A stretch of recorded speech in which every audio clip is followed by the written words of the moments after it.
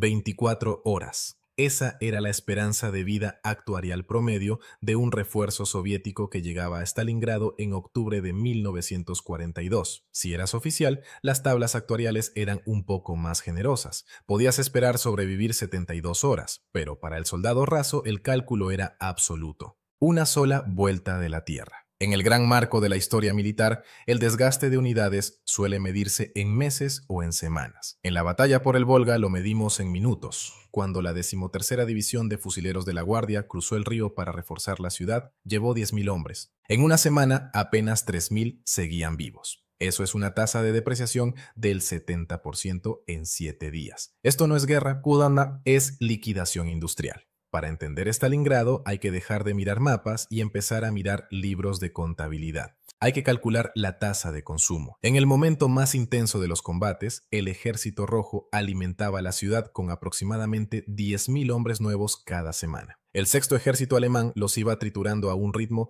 de cerca de 1.500 bajas al día. Las matemáticas estaban perfectamente equilibradas sobre el filo de la navaja del colapso total. Si los soviéticos enviaban 8.000 hombres, la ciudad caía. Si enviaban 12.000, la logística colapsaba. Enviaron exactamente lo suficiente para alimentar la máquina sin atascar los engranajes. Esta es la realidad sombría de la picadora de carne. Era un equilibrio estadístico, sostenido por la inyección constante de capital biológico. Aquí está la aritmética brutal del valor humano. En 1942, el costo para el Estado soviético de entrenar, equipar y transportar a un solo infante al frente del Volga era de aproximadamente 5.000 rublos. Esa inversión, esos 18 años de crecimiento humano y 3 meses de instrucción básica, se amortizaban en una vida útil de un día. El retorno de inversión era casi cero. El Estado gastaba millones de rublos por hora para comprar apenas segundos de tiempo. Compárelo con el equipo. Un tanque T-34 requería miles de horas hombre para construirlo.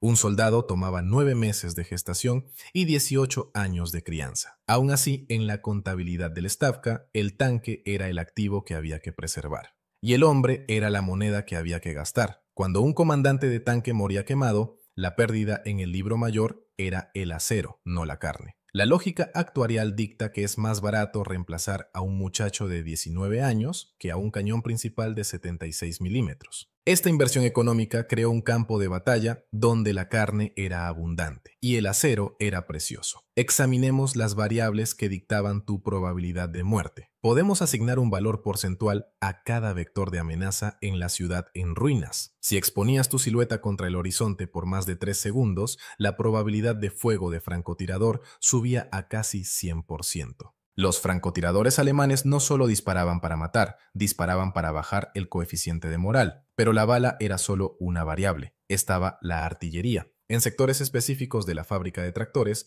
la densidad de metralla por metro cuadrado llegó a 0.8 kilogramos. El aire mismo estaba saturado de metal. Ahora considera las variables ambientales. Con la llegada del invierno, la temperatura ambiente bajó a menos 30 grados Celsius. Un cuerpo humano sin ingesta calórica adecuada pierde calor con rapidez. El soldado promedio operaba con un déficit de 1.500 calorías por día. Esto crea una curva de deterioro fisiológico. Cada 24 horas, el tiempo de reacción de un soldado bajaba en 0.5% por desnutrición y por hipotermia. Esa lentitud aumentaba su riesgo de recibir un impacto. Es un interés compuesto de la mortalidad. Si el francotirador no te alcanzaba, lo harían las matemáticas de la biología. La probabilidad de morir congelado si estabas herido y quedabas inmóvil por más de 2 horas era del 95%. En los sótanos, vectores de tifus transmitidos por piojos infectaban al 30% de algunas unidades. Combatías contra la Wehrmacht, contra el clima y contra la microbiología de tu propia sociedad. Pero esto es lo que nadie menciona. La geografía de Stalingrado creó una imposibilidad matemática para sobrevivir. El río Volga tiene aproximadamente 1 kilómetro de ancho en Stalingrado. Para el soldado soviético, este cuerpo de agua actuaba como un filtro binario. Una vez que cruzabas de la orilla este a la orilla oeste, la probabilidad de volver con vida caía a 0.0%.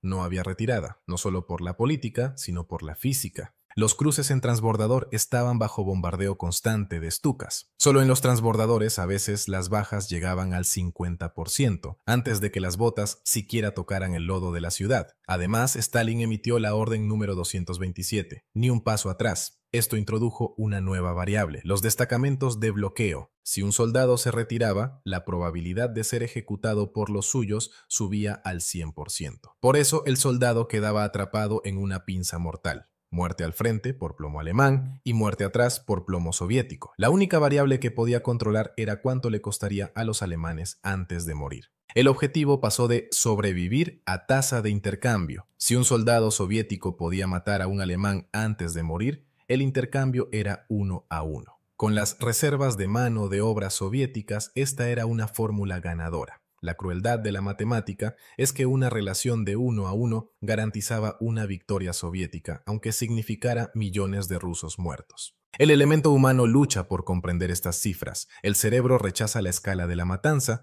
Debemos mirar los datos cualitativos. Los diarios no son solo cartas, son las últimas anotaciones en un libro mayor que está por cerrarse. Un teniente alemán escribió en su diario el 23 de octubre de 1942. Stalingrado ya no es una ciudad, de día es una nube enorme de humo ardiente y cegador. Es un vasto horno iluminado por el reflejo de las llamas. Y cuando llega la noche, una de esas noches abrasadoras, aullantes, sangrantes, los perros se lanzan al Volga y nadan desesperados para ganar la otra orilla. Las noches de Stalingrado son un terror para ellos. Los animales huyen de este infierno, ni las piedras más duras lo soportan por mucho tiempo, solo los hombres resisten. Contraste eso con el testimonio de un soldado del Ejército Rojo, un francotirador llamado Vasily Zaitsev. Él entendía la naturaleza binaria de la lucha. Escribió: para nosotros no había tierra más allá del Volga. Eso no es poesía, es una declaración de condiciones de contorno. El mundo terminaba en la orilla del río. Otro infante soviético observó el flujo constante de reemplazos. Estarían muertos al atardecer. Anotó en su diario: todos mueren tarde o temprano. La única diferencia es que aquí mueres antes de haber vivido. Ya no somos hombres, somos sacos de arena hechos de carne. Aún en medio de esta certeza estadística de muerte, había anomalías, casos atípicos que desafiaban la curva de probabilidad. Considere el caso del sargento Pavlov y su pelotón. Tomaron un edificio de apartamentos de 4 pisos en el centro de la ciudad. Estadísticamente debieron ser arrollados en 2 días. Los mapas alemanes marcaban el edificio como una fortaleza. Pavlov y unos 24 hombres mantuvieron esa casa durante 58 días. Veamos los números de la casa de Pavlov. En esos 58 días, los alemanes perdieron más hombres tratando de tomar esa única casa, más que los que perdieron al tomar toda la ciudad de París en 1940. La proporción de bajas en la casa de Pavlov era un absurdo estadístico. Los hombres de Pavlov apilaron cuerpos alemanes como leña para usarlos como bermas defensivas. La expectativa de supervivencia dentro de esa casa no era de 24 horas, era indefinida siempre que alcanzara la munición. Esto demuestra algo. Aunque los números totales no se pueden negar, la variable individual, la voluntad humana, a veces sesga la gráfica, pero incluso esa anomalía sirvió a la ecuación mayor. Cada soldado alemán muriendo contra los muros de Pavlov era un soldado menos atacando el distrito industrial. Pavlov fue un multiplicador de fuerza de 0.01% que produjo un rendimiento de 1000%. La verdad final está en la suma. Cuando la batalla terminó en febrero de 1943, las fuerzas del eje habían perdido más de 800.000 hombres. Los soviéticos habían sufrido 1.100.000 bajas. El total supera los casi 2 millones de seres humanos en una sola ciudad.